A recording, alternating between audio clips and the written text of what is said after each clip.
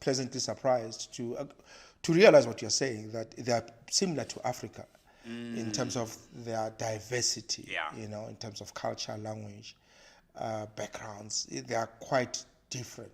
Yeah, sure, they are all skin pigmentation is the same, but there's different cultures in it.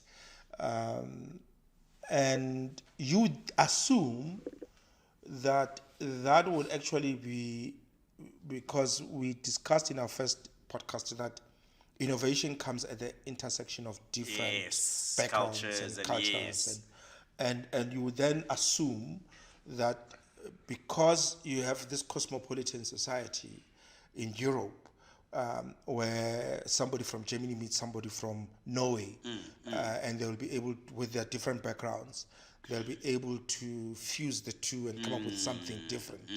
It's pretty much like different animals mating. And offspring, it's something unique. Crossbreed. So you would think it will be the same, and actually it's not. And now I think where that takes a bit of a maybe step back is, it's one thing if the metropolitan understands each other. But you have to break through the barrier of understanding. And the thing about understanding is nothing happens if there's no unity. We know that. Meaning if there's no understanding, there's nothing that will happen that will progress forward. Now, in this sense, again, I think that the metropolitanism of it, if that's even a word, comes from... you can invent it. I'll invent it. Now, that part of where they meet, it's easy enough for them to, oh yes, do this, oh yes, do that. Okay, but understand. But once it gets to, okay, let's communicate it. How do you communicate it? Who do you communicate it to?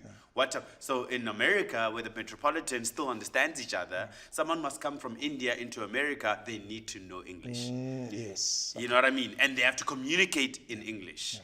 And that's how I think the difference is that the metropolitan will then morph from a understanding point of view and just bring perspective from another culture, not language from another culture. And I think that's probably what the difference maybe could be. I'll share my thoughts on that, but finish. Okay, let me finish off. Now, there's two other things that kind of like stifles this whole thing for Europe, is the what they would call brain drain.